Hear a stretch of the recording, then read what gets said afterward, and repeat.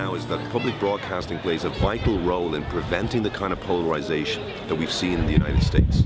Because when you see some of the research done, and I'd refer people to the Reuters Institute for Journalism, done a great study that shows in countries where there's a strong public service broadcaster, there's less polarization, because there is a place for people to go to get a set of agreed facts. But in the United States, where there's no public service broadcaster at scale, people only have Fox News or MSNBC. They've left, they've right, there's nothing in the center. So from that point of view, I see public service broadcasting as playing the role of a public utility, kind of a town square, where people can gather and have a set of agreed facts. Now they can go off and they can find their left-wing or right-wing sources or seek out personal services from journalism, but they have this place that they can sit together as citizens and agree on things. And that's why public service broadcasting this today is so vital.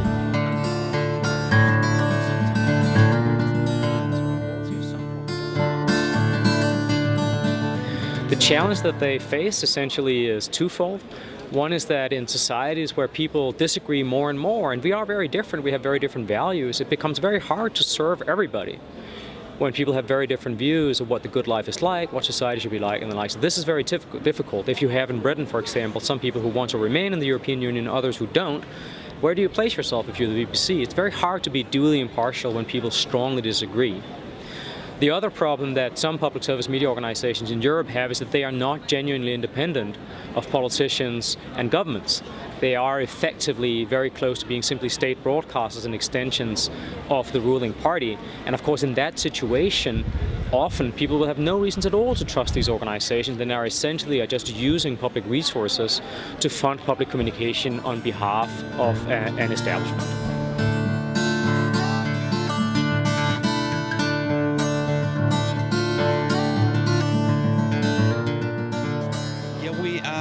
We made this news robot that we call, we wanted to give it a face and a name, and he's Victor. So he does a lot of, he started out doing NHL ice hockey stories, Champions League football stories, hundreds and hundreds of stories. Then he's been doing politics, elections, reporting about elections, in every single municipality in Finland. We had presidential elections lately, and Victor reported on how people voted in every single municipality. So that was almost 400 stories. Next up, I think we're going to be teaching Victor how to do pretty much anything that has structured data. Maybe business stories is the next step. Maybe crime, whatever has structured data.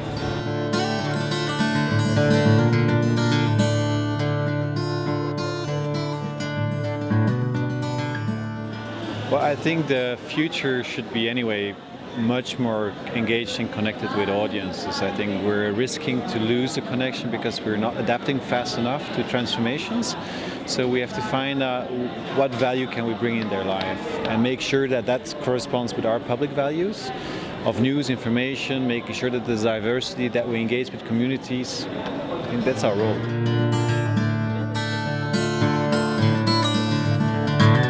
Understanding them better, understanding that it's not just one directional, but yeah, you have to listen to your audience and then translate that into a good offering and good services.